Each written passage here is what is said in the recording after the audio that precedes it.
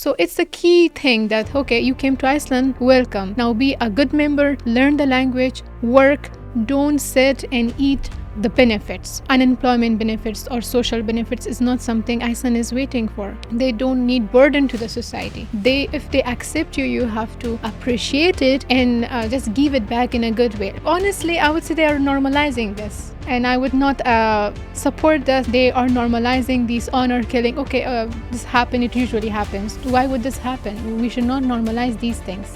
But as a good member of society, you should give that person a chance and let him or her to go through all of the ways to get to that level of an Icelandic person. But yeah, if someone is bad, he is bad. There is no chance and patience for that person. It's obvious. Góðan daginn og velkomin í hlaðvarpið Ein pæling. Þessi þáttur eru boðið fiskhúsi.is, bæjarins bestu pilsur, Happy Hydrate, Alvöru Bón og Polsen. Nú ef þú ert að hlusta á þetta á almennri veitu, þá ferðu inn á partus.is/ein pæling til þess að fá hana þátt á undan öðrum og án auglýsinga. En fyrir ykkur sem eru að hlusta, þá vil ég eindregið hvetja ykkur til þess að eiga viðskipti við þessi fyrirtæki, því þrátt fyrir það að þau séu ekki sammála mér allt, að þá þetta fyrirtæki sem að standa undir málfrelsi á Íslandi og það nákvæmlega það sem þetta hlaðvarp stendur fyrir. En víkjum okkur á þættunum, gjörið þið svo vel. Noorina Khalikyar. Khalikyar. I'm gonna get it next time. How are you? I'm good. Yeah? Doing fine. You say? No, I'm good. All right, we're here to discuss controversial topics, probably. We'll get into that. Okay. We'll see how it goes. But just for listeners to get a little bit of a perspective and put this conversation in a little bit of a context. How did it come about that you came to Iceland? Honestly, this journey was really difficult, but somehow I came from Afghanistan to Iceland, and in between I faced difficulties. It's not easy to come to Iceland directly. I came first I traveled to Pakistan, and then from Pakistan to Romania. And then in Romania I faced a little bit problem. It was hard to survive there. The life I wanted, I could not. And I faced so much racism stuffs, and then I came to Iceland, and that's where my life started. Most of the time I say Iceland is a second life, second chance for me. So I've been very interested in women coming from the Muslim world, especially because a lot of them are my heroes. For instance, Dayan Hirsi Ali, Sara Hayter, Irsad Manji, Yasmin Mohammed, a lot of the women who are promulgating somewhat of a feminist perspective of the Muslim world from the Western world. And I was first aware of you on Facebook, and I saw you posting something about women's liberation in Afghanistan and that you were here in Iceland. I was like, man, that is interesting. Yeah. So it's you came here to Iceland, what, 3 years ago? It was 2023. Mm-hmm. Yeah, it was around May. I arrived to Iceland, and then I sought asylum, and all the process took some months. And then it was 15th of December that I was granted citizenship by Parliament. Mm-hmm. And then I started my life here in Iceland. Mm-hmm. Yeah. Before we get to the more topics about Iceland and how your experience has been thus far, I want to talk a little bit about feminism in Afghanistan, because it has been, how should I say, not controversial topic, but people have had considerable amount of trepidation about speaking about these topics because, of course, after the Taliban took over again in 2021, we get some news about how women are treated in Afghanistan, how the liberties, although they were limited, of course, have been limited even more. They have been deteriorating even more under the Taliban. The current state of being a woman in Afghanistan today, how do you see it? Currently, it's like horrible. It's like I would say darkness. a dark night and hopelessness. I feel it. Even though I'm here in Iceland, but somehow I'm there. Mentally, I'm there because my family is there, my sisters are there. So it's kind of, I feel this darkness deep down. And if we talk about women rights and feminism, throughout the Afghanistan history, it's a really complex topic. And it was never consistent. Like there was a time when Afghan women, they had all the rights. For example, like in 1919, under the kingdom of King Amanullah Khan, women were granted the right of voting. They had the right to vote, to work, to study, and they had like freedom of speech, dress the way they want. Even around like 60s, 70s, all the women had a lot of rights. They were able to like share their opinions, to work, and you would say the best version of Afghanistan that time. But now, if we see now, under the new government of Taliban, women, they don't have any right. They cannot study, they cannot work. They should wear proper Garment, burqa and stuffs, which never represents like Afghanistan's culture. It's a like really complicated and complex topic. So as I say that it was never consistent. It's different. It was really good, then again it became a really worse situation. Right now it's horrible. I would say that. Like I mentioned, I was very eager to get you on the podcast because we talk a lot about these topics among ourselves. We talk about how the women in Afghanistan are have to be applied to a very strict and rigid cultural demands, for the lack of a better word. But let's turn a little bit to Iceland because, as you mentioned, you have your second life here. You are able to have work, you have citizenship. But I want to get into the topic of how it is to be a Muslim woman here in Iceland. Of course, it's different. But so just if you grab that question however you want it. Honestly, like it's beautiful. I receive so much love and respect, but in the meantime it's also challenging. It's not like only Muslim, mostly like being from Afghanistan, because whenever someone asks me like, hey, what's your name? I say Noorina, where are you from? Afghanistan. Oh, Taliban. The only thing I hear is like Taliban. It breaks my heart, like, oh, why you just know that negative thing about my country. I'm not representing Taliban in Iceland. I'm a girl who studied, who is educated, who worked hard throughout her life. And I don't support that government. That's why I'm here. If I wanted them, I would be there. So it's kind of challenging to make them understand and show them the beautiful part of Afghanistan and show them, we do have good people as well. We do have people, if it's men or women, like supporting the beautiful part of life, education, work and stuff. So I find it challenging to represent that part of Afghanistan to anyone from Iceland. So it's a challenging thing for me. Hlaðvarpið í samstarfi við fyrirtæki sem veita úrvalsþjónustu og eitt af þeim alvöru bón. Við skulum bara vera hreinskilin. Ef þér þykir vænt bíliðin þá lætur þú gera þetta almennilega og það nákvæmlega sem alvöru bón gerir. Ferð með bíliðin, hvort sem það eru alþrif, djúphreinsun, mössun eða hvað eina, þá skellur þér á alvöru bón og lætur degra við bíliðin. Farðu inn á vefsíðuna og tryggðu þér 10 tíma klippikort, þá þarftu bara ekkert að vera að pæla í þessu. Alvöru bón, kíkið á þetta, þið verðið ekki fyrir vonbrigðum. Yeah, I think because we exclusively get news about the Taliban. Nobody talks about Afghan culture here in the West except from the lens of the Taliban. Because our news and our information is for the most part derived from that part of Afghanistan. Exactly. But I've heard the same things.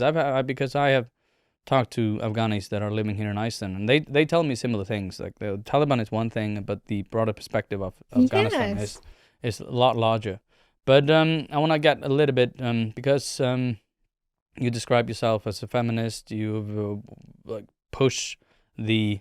I support women's rights. Yes, exactly. Yeah. And the reason why I wanted to get you on because I've listened to a lot of interviews with the women I mentioned earlier, and they have been my heroes for the longest period. Ayan Hirsi Ali, Yasmin Mohammed, Irshad Manji, and they talk about how the interesting part about coming to the Western world was really to see how Western women were not willing or lacked the willingness to talk about cultural differences. Mm-hmm. And that is something I want to get to now. For instance, because we have a lot of Muslim men here in Iceland, what are their opinions a lot more different than from the people from their home countries in your mind? I will say that not generally, specifically. There are some people, because we have both type of people, good and bad. Like they're like normal human. We have good human and bad. So the same. I have also faced, like maybe you know the story. Once I met an Afghan man who is living in Iceland, and we come across and we introduced like, hey, you're from Afghanistan, and the same I said, yeah, from Afghanistan. And then when he said that whatever is happening in Afghanistan, it's not wrong. And I was there because I knew that his family is here in Iceland. His daughter, his sister, and his wife is working, and the daughter are receiving proper education. I felt like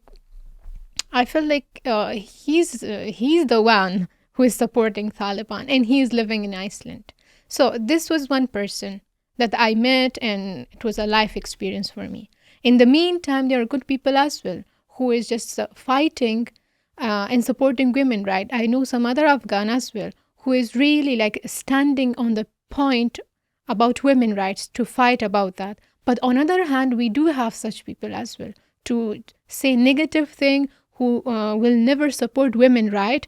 And the thing is, for me, it's a like question. I want to have an answer as well. Why, when you say that like women are not allowed to study, to work, or they cannot be vocal, why others? Why you cannot say these things to your wife? Why you cannot say these things to your daughter? So when you want to say that, you have to start from your own family, then apply your opinion to others. So it's kind of like a puzzle for me. Like, why do you think this way? If you are thinking this way, then why are you supporting your family? So I kind of think it's a hypocrisy.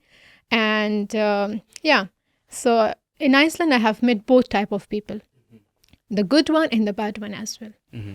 Yeah, we have had a certain amount of reluctancy to discuss these topics because I was talking to another Muslim girl, and she told me that the most interesting part about coming to Iceland is that the women who are really pushing the agenda of feminism and pushing for women's rights are hesitant to talk about the issue. For instance, that she talks about that when she is walking on the street, she is called in Arabic or in Farsi or any other language that she is a hooker and that she's a prostitute, she is garbage. And when she is vocal about these topics, people sort of, especially those who are very willing to talk about women's rights in Iceland, for the Icelandic women. Exactly. They're very reluctant to say, no, this is something that we have to take head on and we have to fight. And they're like, no, these are the men that are coming from a different culture. We have to be respectful. We cannot talk about these issues. Exactly. Like you just mentioned a good thing. I have experienced that as well. Like I have seen men, not like only from Afghanistan, but from those parts of the world, especially Muslim. I am not wearing hijab. I am like this even when I was in Afghanistan and now. So I literally received these comments from them that she just forgot herself. When she just came to Iceland, she forgot her roots. She's not a Muslim and she's a slut. I have heard that as well from different society, from people from different culture. So it's a kind of like, I would say that it's also different. Like people from Afghanistan, we do have people who thinks this way, but we do have opposite of that as well, who never cares about if you're wearing a hijab or not. They always think about humanity. They will support you. So I would say that I see both part, the good one and the bad one. But I of course I experienced the bad part also in Iceland. So yeah. Why do you think that there is this hesitancy? Because Yasmin Mohammed, for instance, said that it was sort of a turning point for her. She's a Canadian living in Canada now, originally from Egypt, and she had a very conservative husband who eventually was actually Al Qaeda, and she talks about these issues from the perspective that I'm dwelling on, which is, it's so interesting, for instance, when women in the Western world, and for instance here in Iceland, were talking about freeing the nipple, that cultural element was not applied to women from a Muslim majority countries. For instance, she talks about why are we not talking about freeing the face? And the hijab and even the burqa has been talked about from the perspective of that it's a cultural thing, and it's even the symbol of women liberation. And I always think to myself, I cannot look at the burqa or even the hijab as a symbol of liberation. But that is how it is often portrayed. We see, for instance, the burkini is on Sports Illustrated, celebrating the liberation of Muslim women being able to take part in sports. Mm-hmm. But I find it so interesting that in the Western world we're talking about freeing the nipple, that women shouldn't be ashamed how they dress. They shouldn't be harassed or given even opinions about how they dress.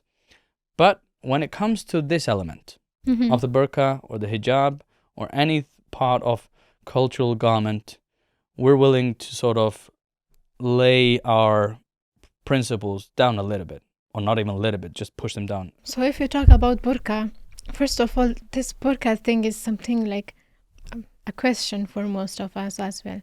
Because if you think, if you see it from the perspective of Islam, we are told that to cover yourself, to cover your hair, not the face, to cover your the body parts that are enhanced, prominent. So have been told that, which I respect that. It's my religion and I do believe that and accept it. But if we come to the cultural part is a bit wide. The thing, especially if you search Afghan women in Google, you will just instantly see the blue burqa. And it's never a thing that's related to Afghanistan. Okay, it just came newly to the society. But if you go to the roots, traditionally the burqa thing is, you will not find, but yeah, you will see that to like the large scarf to cover your body, not only women but also men. If you see the cultural thing, you will see both, to cover their body, and the men also wear turban. So in my point of view, in the part of the world I was living, these has different aspects. But if you're just mentioning that, what's my point of view about that, right? About burqa thing. So according to Islam, it's like you have to do it. Not burqa, but to cover yourself with the large scarf, to cover your hair. But it's my choice to be like this. And it has been like that before in Afghanistan, to choose your dressing. So it's my choice to dress like that. And there are different topics about burqa and everything, and it has different origins.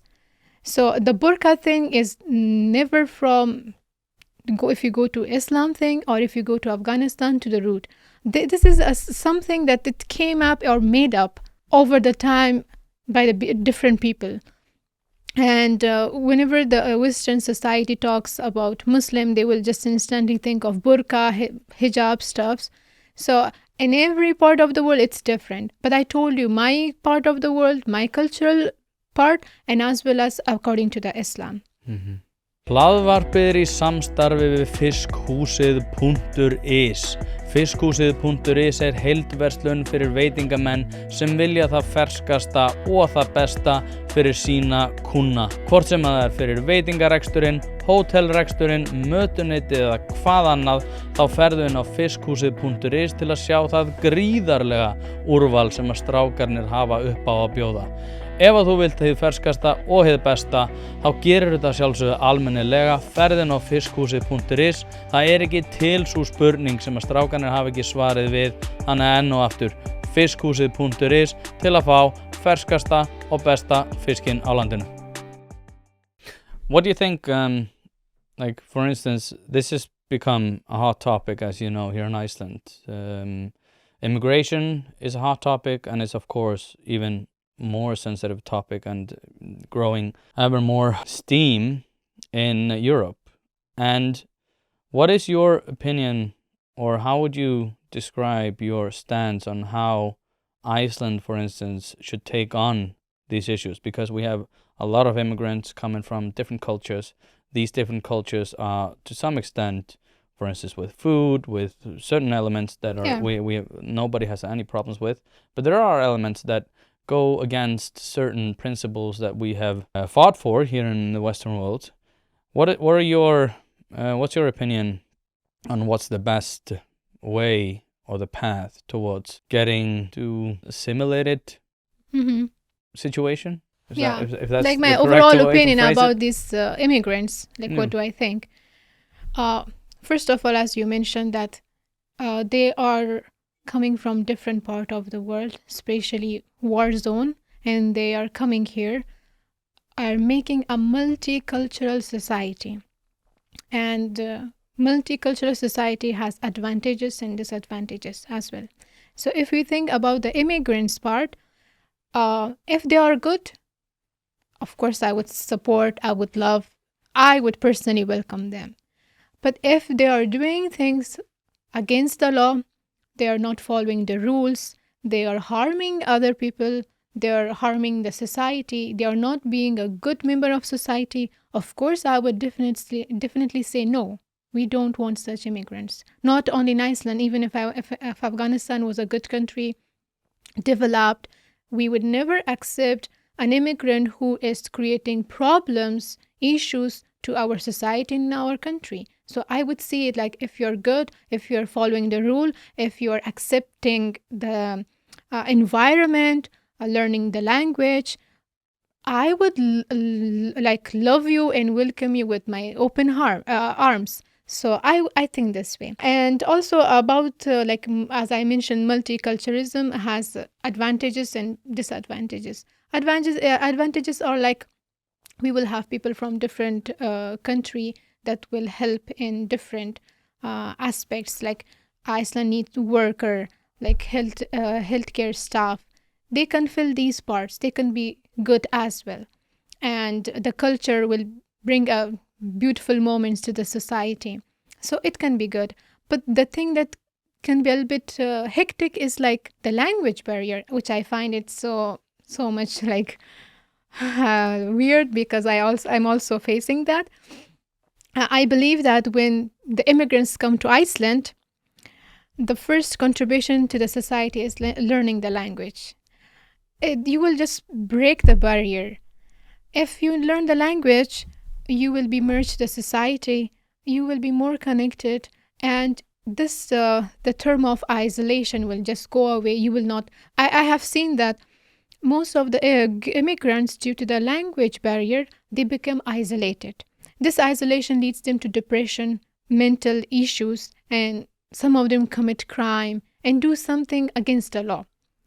Okay, so it's the key thing that, okay, you came to Iceland, welcome. Now be a good member, learn the language, work, don't sit and eat the benefits. Unemployment benefits or social benefits is not something Iceland is waiting for.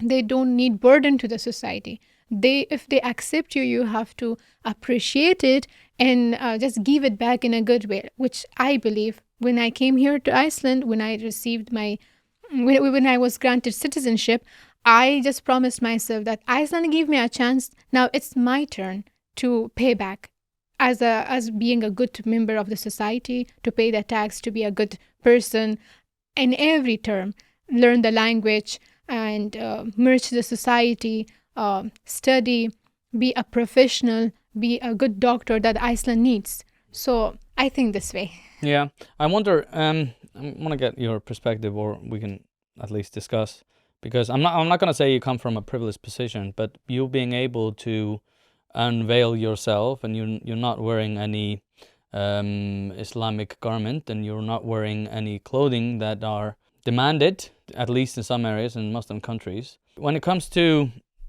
for instance, let's just say the work market, I know that certain elements of culture from the Islamic world, and this is also something that is happening here, is that women are less likely to be able to work and being allowed by the husband to work.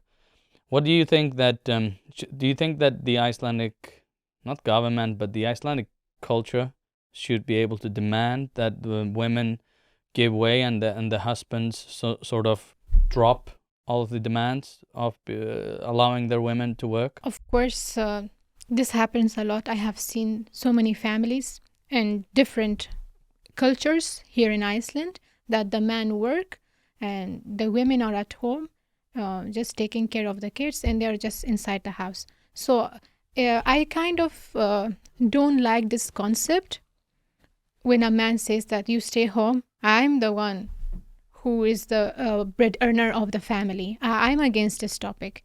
If you are here in Iceland, if you are receiving all the privileges, all the positive things in Iceland, so both of them should be equally treated. The man should allow the women to work, to let her learn the language, to let her to study and go ahead in her life. So I would not support this term of better to say like patriarchy. Patriarchal, yeah. Yeah, patriarchy. I will not support that, and this directly indicates patriarchy, which I would never support. And Icelandic society can literally demand that they should come out, speak, be vocal about their rights, and talk. So Yeah. You're in Iceland. You're not in a war zone country. You are safe. This is why I find this topic so fascinating, because I was in Bonus the other day, and there was a girl there who was not. She was wearing the complete burqa, except she wasn't wearing the niqab, so she was wearing the garment without the face veiling, and she literally the guy who was working in Bonus was from a Muslim background, I guess. He was brown, and he looked like he was at least from another country. And she was walking reluctantly around the store. It was almost like she was going there for the first time, and she was so reluctant to speak to anyone.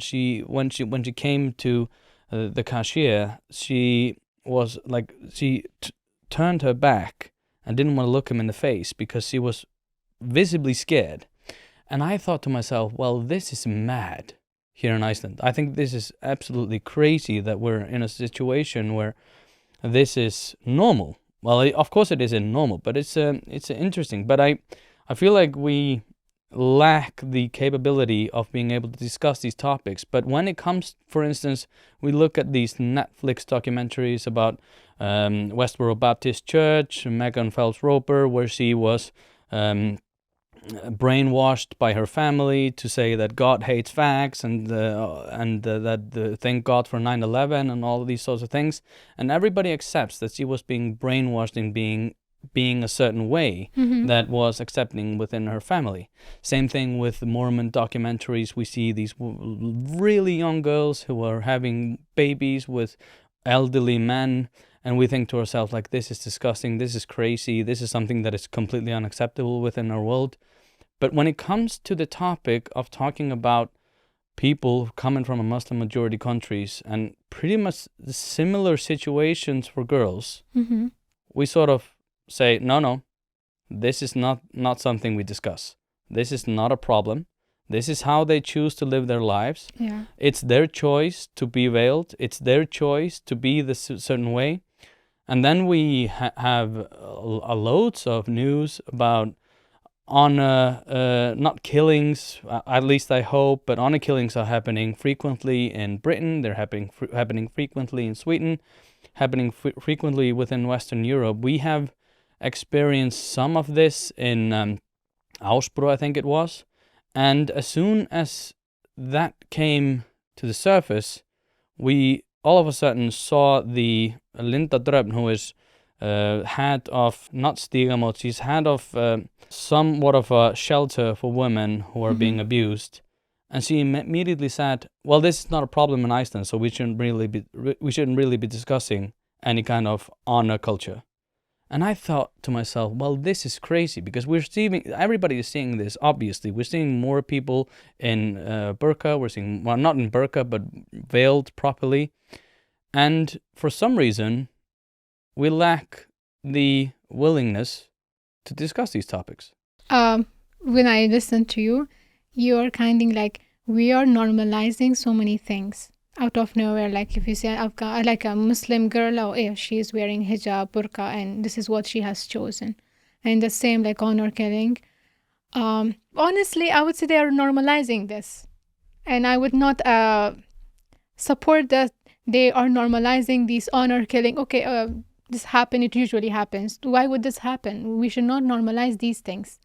And about women wearing hijab and behaving in a certain way, it's like kind of, now you say that I never seen it, never happened to me, but they chose this way, like to be on the corner and not looking to the man face to face.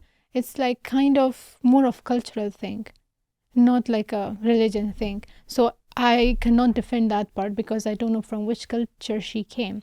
If you come to Afghanistan, women from Afghanistan, they will just look at you, even though she will not have nothing in the brain, but she will literally look at you, at your eyes, and talk and maybe walk away or just. So I would say it's more of cultural thing.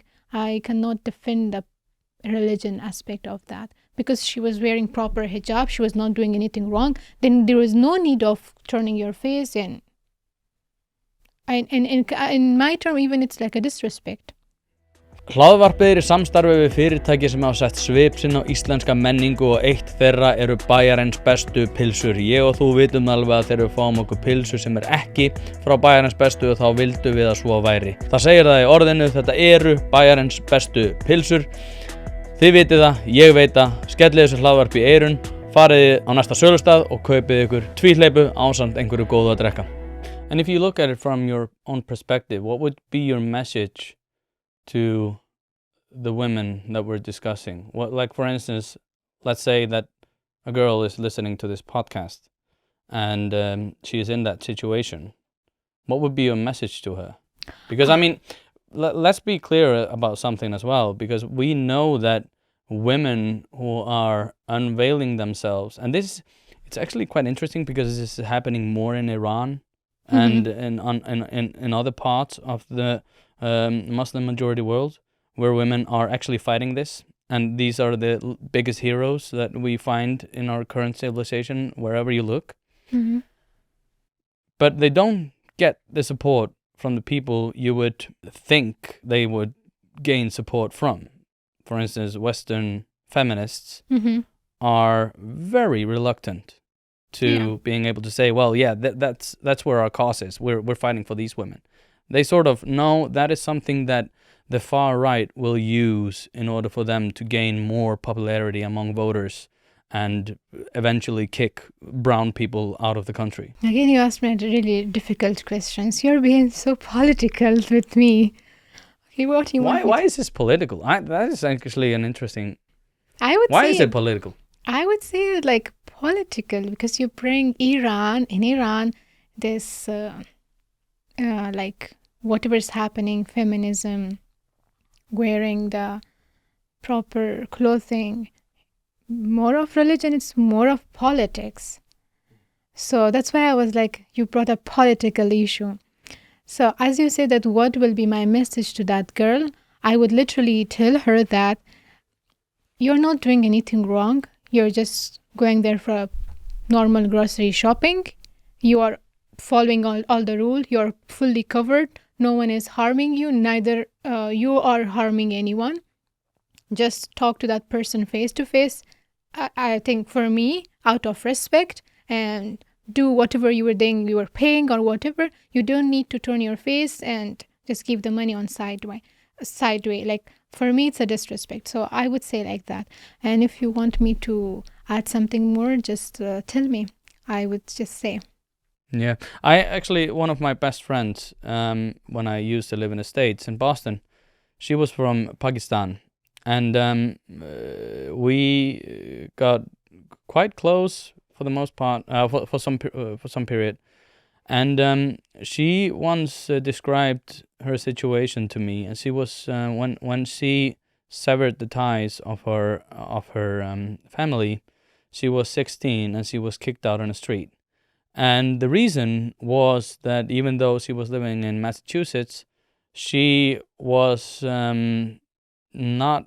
she wasn't willing to wear the hijab.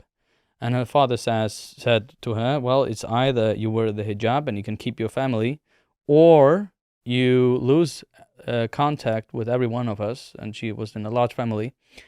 And she chose the latter. She chose to go away from her family. But she described that it was really hard for her, but she couldn't become this person who was constantly veiled and constantly behaving in a manner that was accepting from the perspective of her family. But I don't know, it's so hard for me to think and to imagine being put in this position that I have to either be in a way that is just goes away from my core values, Mm-hmm. or lose my family. I would say that this is really common it's still common in those parts of the world, like in Afghanistan, in Pakistan, maybe in India.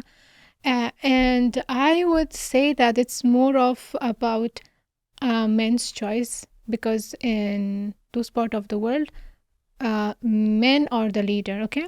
I would talk about my home. My father he is religious, and he follows everything according to Islam. He is the one who loves his tradition as well.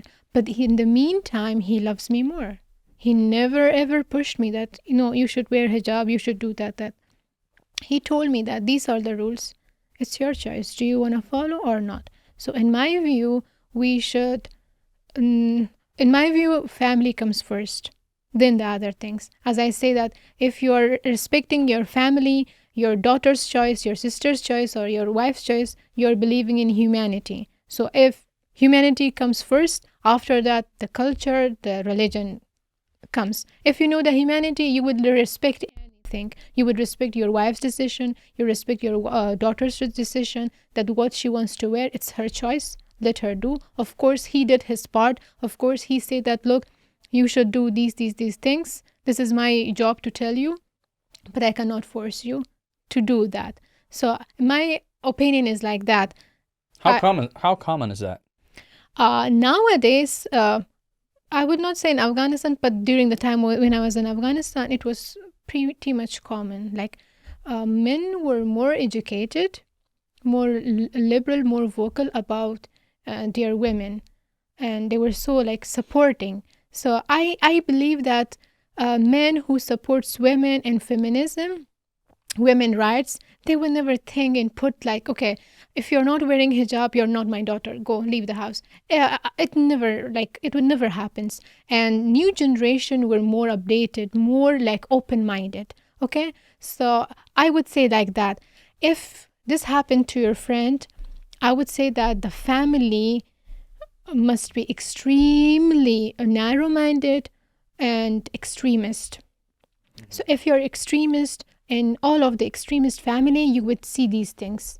My family is a normal family, and my father, my mom told me everything, explained everything, that Noorina, this is this is this. You have all the options. I will never force you. Were you unveiled when you were living, like, for the last part of your in Afghan, presence? I was just wearing a normal scarf, but I never covered my hair. In Afghanistan, when I was there, when I was in university, we were wearing that proper Western clothes, but not too revealing. And yeah, I had just a normal scarf, but my hair was not covered. It was just a normal scarf. And my father never forced me. Neither he mentioned that, like, Noorina, your hair is like exposed, or everyone can see your neck. It was never a problem, because everyone were thinking differently. People were just thinking more about education, good part of the world, not about this sexual or thing that, okay, if I see her neck or if I see her arms or anything, something would happen. No one would care, because the new generation were more open-minded. I would say these things in capital areas, of course, but those who are like in villages and rural areas, they are more conservative, they are more restrict, because they are not connected to this part of the world. They are not educated enough. They were just like grown up with that old mindset, like 100 years back. So in those families you would see these a lot. But then those who are living in the capital, yeah, they were more like active and supportive. So with me, it never happened. But if it happens to other girl, the family must be like extremist. So it's more common in extremist families. Hlaðvarpið er í samstarfi við fyrirtæki sem hafa reynst mér vel og eitt af þeim er Happy Hydrate. Happy Hydrate veitir þér öll þau steinefni sem þú nauðsynlega þarft á að halda. Ég var alltaf skeptískur á það hvort það væri gott yfir höfuð að vera að taka einhvers konar viðbótarefni, en eftir að ég byrjaði að nota Happy Hydrate hef ég einfaldlega orðið betri maður. Mér líður betur, kem meira í verk og dagurinn verður einfaldlega betri. Þetta er dagskammtur af C-vítamini, engin gervisykur, dregur úr þreytu, inniheldur nauðsynleg vítamin og bara heilt yfir frábært. Því mæli ég eindregið með því að þið notið Happy Hydrate og skál fyrir því. That's very interesting. Do you think, because there has been this conversation in Britain that the immigrants over there, especially from the Muslim majority countries, or for the most part exclusively from the Muslim majority countries, have grown more conservative than in their hometowns or the home countries, sorry. And for instance, in Bangladesh, people who are from Bangladesh in Britain are growing more conservative with regards to women's clothing than in Bangladesh, which is quite interesting, because in Bangladesh the progression and the development is more towards what you're describing, where people are more willing to give leeway to the women of, yeah, we're not like we're not too revealing with our clothing, but like more and more we're pushing the boundaries of what is acceptable. However, in Europe, the development and the progression is reverse, where they are pushing more towards conservative garment, pushing more towards conservative values from the perspective of these areas. But like, to gain a little bit more perspective of how this development was happening before the takeover of Taliban again. For instance, homosexuality, was that something that was growing more normalized, or is that just a realm that they're not willing to tread upon yet? In Afghanistan, like, about homosexuality, if we talk, it's a taboo thing. Like, you will never hear it or see. It's always like something hidden. Even if it was there, I never see it, because there was a fear of acceptance. What do you mean, fear of acceptance? Like, the society will not accept same gender being together. Like, these things will never be accepted. Even I know, like, not today, even the future will be not accepted. It's something really, a topic that never discussed. Everyone wants to avoid, even don't want to talk about it. If there was something, it never come out like on public. Everything was maybe happening behind the walls. I personally never faced anything like that, but I heard stories that, yeah, there were.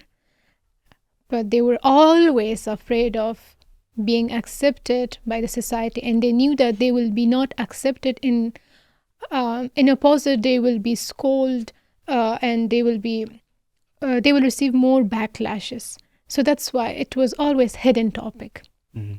This is actually something probably our listeners, because a lot of them will be Icelandic, mostly will be Icelandic, but a lot of people want to learn or are keen to learn whether these perspectives of homosexuality is something that changes from the perspective of people who have come here. Mm-hmm. What are your thoughts on that? Do you have any feeling on how that is progressing? Like, do you think Muslim men, for instance, are more accepting of homosexuals than in home countries? In home countries or here in Iceland? Here in Iceland. In Iceland, as I see that, you asked me about men, right? Those who came here to Iceland. I think most people are more keen on learning about the opinions of men for some reason. Yeah. I personally, as much as I know them, they're still trying to some of them trying to accept, like, this is the society. Some of them are trying to, like, be against, but they will not say, because they know that this is Iceland, this is a vocal free country, everyone has their right and choices. So deep down they will be not okay, but they will not tell you. Okay? And some of them will be just like neutral, and they will like, I don't care. So you will see both parts, because I have seen the neutral one as well, and I have seen some of them who has some opinions of not accepting them because they have some questions and he or she could not receive a proper answer. So I would say it's like balanced. And for me, it's always about humanity. I would never think about gender. I believe about humanity because humanity is the foundation of everything. If you know humanity, you will never think about anything else. You will respect any gender. If it's male, female, whatever, you will just respect. You will respect the religion. You will never think, okay, this is Muslim, this is like Christian, or this is Jewish. You will never think. You will just, you know in humanity, that you will believe in humanity, then you will never think about anything else like religion, tradition, anything. You will be just the good and the best version of yourself in that society. And it will never matter if you're in Iceland or in the United States, not in Afghanistan, any other part of the world. Humanity is the foundation of everything. It's interesting because there has been a conversation about this yesterday. Yeah, of course. We're speaking here in September the 2nd.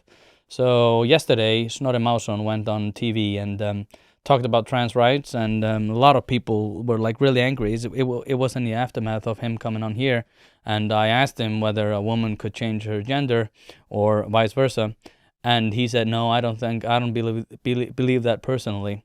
And he was on Kastljós, which is like a big broadcasting, now from the broadcasting services or the National Broadcasting Service. And he pretty much defended his own position, and people were like really angry and said like, oh, he is the most, he's the largest danger towards the rights of LGBTQ people here in Iceland. And I thought to myself, that's not true, and it's quite interesting because I was in Ingólfstorg where a lot of young Muslim men gather around, and I saw some of them that I've been training and I've been coaching, and I know they're Muslim, and they're there. It's sort of a social ground for them, and I asked them about homosexuality, and it was quite the experience that you're describing, where they were like, they knew they couldn't tell me their real opinion, but they told me, no, I don't think it exists. And they sort of took the different pathway towards saying like, no. They usually ignore this topic. Yeah. Because as I mentioned, that even if they have an opinion, they will not share it, at least in Iceland, because they are here. And some of them are in transition mode of accepting or trying to be more like, as I say, that to think more of humanity, because if someone goes through a lot, personally, I would say that I have been through a lot, but in my darkness, these were the people from different gender, like from LGBTQ plus. They were the first who came for help. Okay? That is something people often say. It's quite interesting. I would say like that. I know that I received so much backlash for that as well. But when I was in darkness, the light that were around me, it was those. They came for help without me asking. They come for you. They ask that, hey, are you okay? If you say, yeah, I'm okay, still they will say, like, no, I know that you're not okay. I'm sitting here. When you feel okay, then I will go. You know, when I'm saying that I believe in humanity more than above gender, I will talk about this. My personal experience is really different. For me, they came first. They came for help. They listened. I used to think that I'm invisible, but they made me feel like, no, you're not invisible. You are visible. You're beautiful. Have your confidence. You should know your worth. So there are so many things that I learned from them. That's why I just think about humanity. They know humanity more, I think. And I got to learn this from them. And since that, I have just said that humanity comes first. I will never say that she, he, they, or whatever. It's just humanity. So in my experience, they came first for the help. Yeah, it's like maybe I'm being blindsided, and a lot of people will get angry with me because, Snorri Másson is a member of parliament. Of course, he should be taking the position of being accepting. Otherwise, people will gain, or the wrong people will gain steam in one form or another. But I've always found it, like, for instance, the Palestinian cause is fought at the premise of LGBTQ rights. So we saw Páll Óskar, who is a really prominent singer here and a very famous one. He was like flagging the Palestinian flag in the here you go in the Pride parade, and I was like, that is mad. And I started looking into the opinion polls of Palestinians, and it was like 98% like were very disapproving of any sort of gay rights. And I thought this was mad, but maybe I'm being blindsided. Maybe this is the right course of action. But I think it's so interesting because I don't honestly think that Snorri Másson or any such figures are the real threat towards any kind of LGBTQ rights. But and people tell me, I mean, you will probably get backlash because you're with a right winger who's a terrible person, all of that sort of stuff. But for instance, in Denmark and Sweden and the other Nordic countries, there is the topic of not threat, but at least culturally disrespecting opinions of the Muslim men, especially, it's gaining more popularity among news outlets. People are more discussing the opinions of Muslim men, and even the second and third generation Muslims who are there are having even more of a stringent and rigid opinions about homosexuality. I didn't know we were going to get so much into homosexuality, but I do think it's interesting to discuss this with you because you are more intact with how this framework of mind really works. If we think, like, as you mentioned, that men, especially men who are living in this Nordic country, they have like strict and rigid opinion about homosexuality and the rainbow family. So in my opinion, it's like they still are living and they're still like strictly holding their tradition and religion.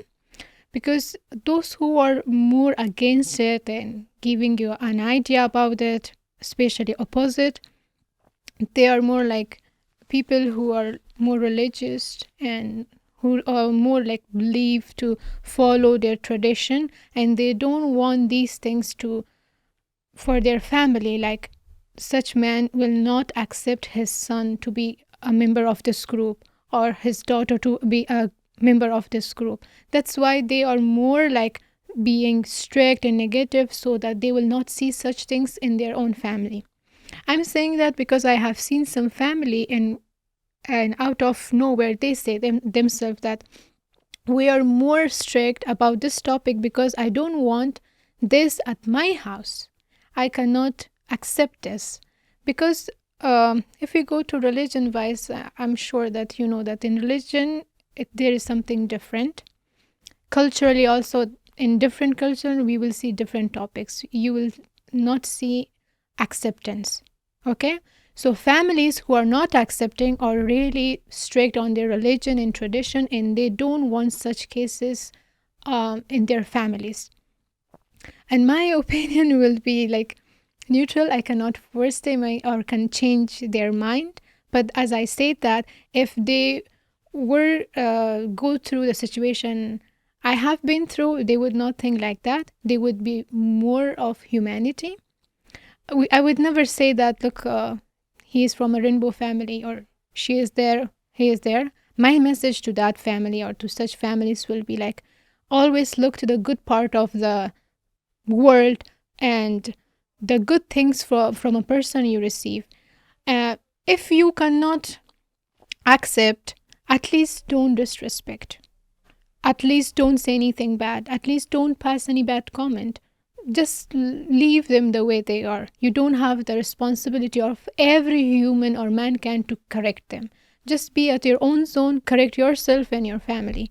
This is my opinion for them, because we cannot change the mindset. It's more of game of mindset than policies.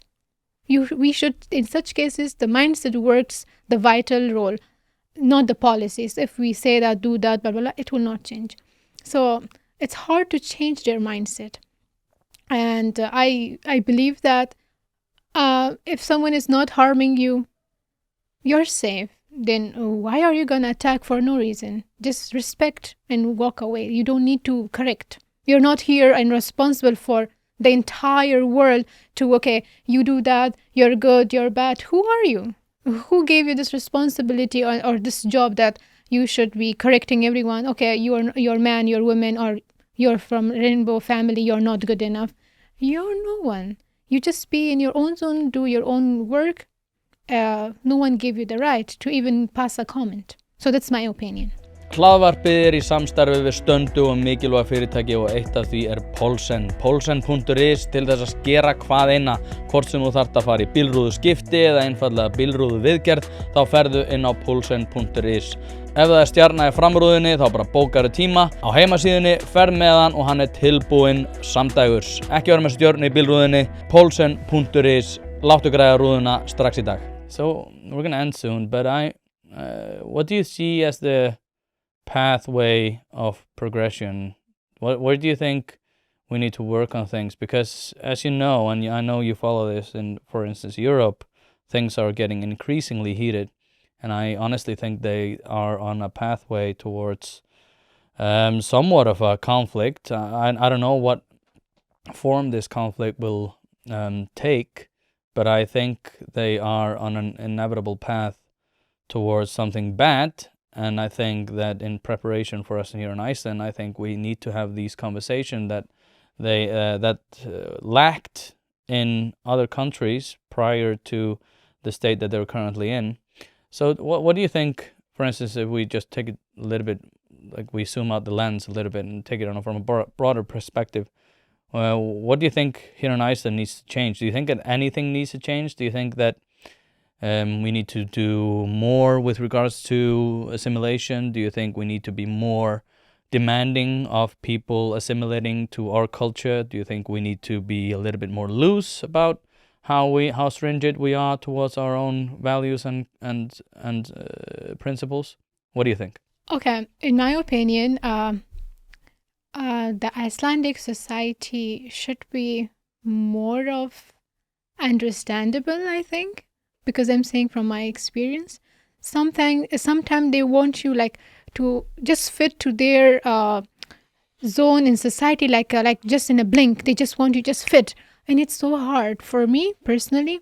This transition period is so painful because coming from Afghanistan, then fitting to your society, it's a lot to do so many things, to learn, to even sometimes I fail in the process of learning. I go through a lot of mental stress.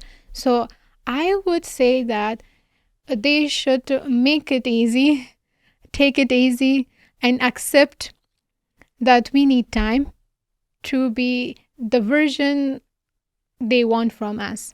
They should give us some time. Kind of, they shouldn't be so strict that, look, you don't know this, okay, just go. I'm not going to give you a job, or you're not fit for this role. It shouldn't be like that. I would say that they should add more acceptance, add more patience. I would not say that extremely be loose about everything, but at least it has to be in limit.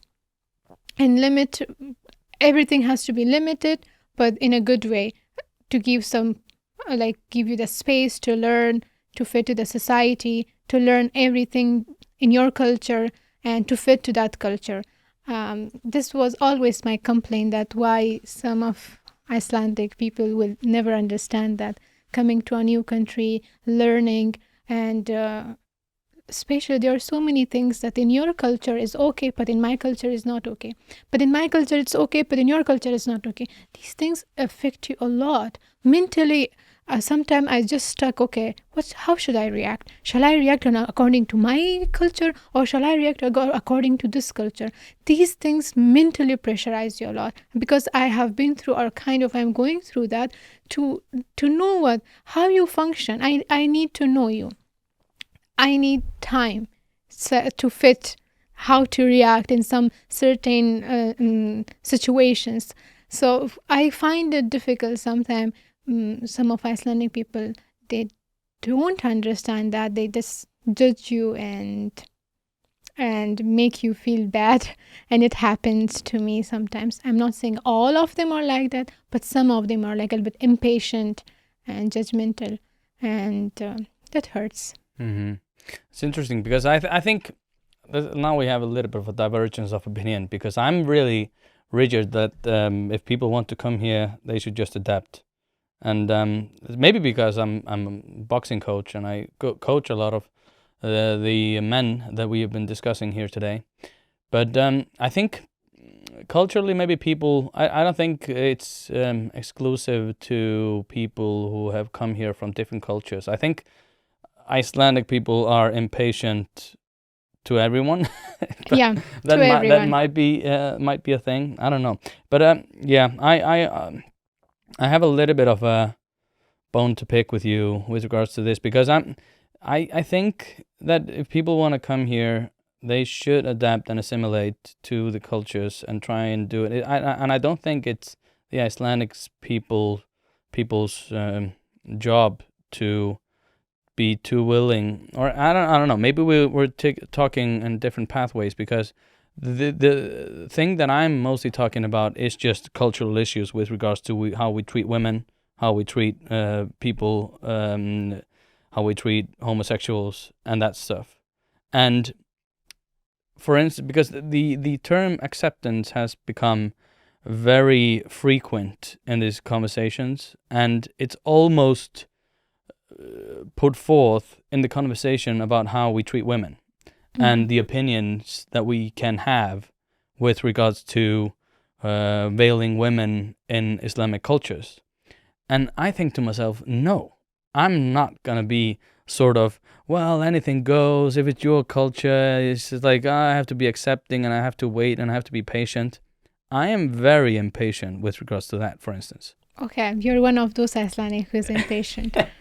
I don't know what to say, but yeah, you should know that our side as well, because I would say Icelandic people, some of them, or the majority of them, are demanding. They're more demanding from us, like those who came to live in Iceland, because you grown up in a privileged environment, you know, and you have so many things that we should work hard for it years to have it. So there is a huge difference. Okay, so you're all like you, as you mentioned. You people. are a little bit demanding. Just give us time, because as I mentioned that you are, like we say that, no, silver spoon in a mouth, you're born with that. You're privileged, you have everything. And we have to go through hell to have that life, that lifestyle, that freedom in everything. So for that transition period, we need time. And for that time, you should be a little bit patient and less demanding. Yeah, maybe. I look at it, I mean, I think personal development is sometimes applicable to conversations about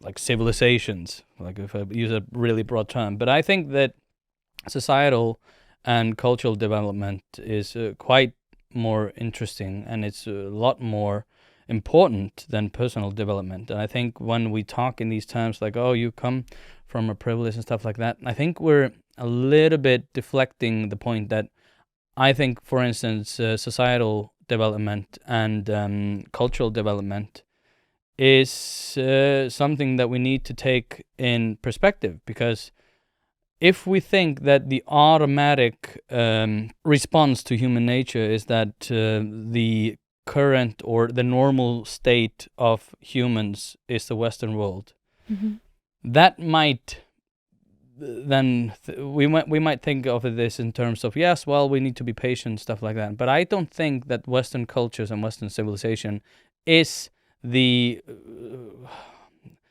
factory setting of humans. I think the factory settings of humans is a lot more terrible than we see in Western cultures. I think this is something that was fought for. This is, of course, it's you come from a privileged position, inheriting it, but I think this is something that we cannot give a lot of discount on without it deteriorating at a rate that is concerning. So I think that when we're talking about these issues, when we're talking about patience, when all of these topics that we've been discussing today, like I mentioned, so I'll say it again, women rights, homosexual rights, this is not the factory settings of the human nature. Hence, I think we need to be a lot more conserve these things, then a lot of people tell us that we need to be. For instance, like I mentioned, we discussed this earlier, why are Western feminists so reluctant to talk about feminist issues with regards to these cultures, but are talking about freeing the nipple and men's workplaces and all of these stuff, but are not willing to talk about cultural stuff in Islamic countries. And this is what I find most hard to sort of tease apart. Okay, so in your view, this patience and giving more time, it's kind of should not happen? I don't know.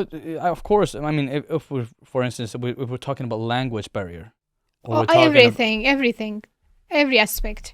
Because if you come to a Western country, you need to learn so many things to merge the society. As I say that there are men, like Muslim men, they have different mindset, different perspective. If they really want to live in that society, so they should change their mindset according to that country.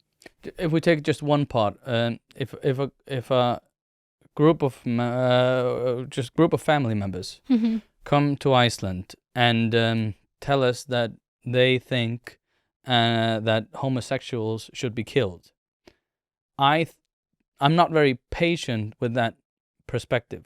That is where I draw the line and say, well, if you think that I don't want you here, I think you should leave the country and not come again. Of course, this is, again, I would say the good and bad people will come. Yeah, if you're there coming, I'm not patient with that. Okay, I would also not be patient with that. It's like a criminal thing. I'm not saying that to be patient with criminals or to be patient with those who are bad to become good. I'm not saying that. I'm just saying that those who are really interested or who is really trying their best to live here as a good member, they should be patient. But if you will not see any improvement and they have the same mindset of killing or destroying or violence, no one would even wait for a second. So you're not talking about such patience? No, I'm not talking about that patience. I would never support even. If I personally think of it like Iceland is your home. I would say, for example, I have a beautiful house, and I would never let anyone to attack it because I built that house with so much love, effort, emotional investments, the tree and everything. It's mine. I would not let anyone to attack it, but I will let like someone to come and visit and see that, look, this is beautiful place that I have built. I would not argue with that, but of course I would react, and even I would get angry. I would show the ugly face of mine if I see anyone attacking my home, my house that I have built since long time. So in that sense, I would not support patience. The patience and the being less demanding is in terms of changing in a good way. Those who really want to contribute to the society, you see them. You will literally know that, yeah, this man really wants to stay here, but as a good member of society, you should give that person a chance and let him or her to go through all of the ways to get to that level of an Icelandic person. But yeah, if someone is bad, he is bad. There is no chance and patience for that person. It's obvious. Mm-hmm. On that congenial note, we're going to end this conversation. Noorina, thank you so much for coming. And until next time. Yes, sure. Thanks to you.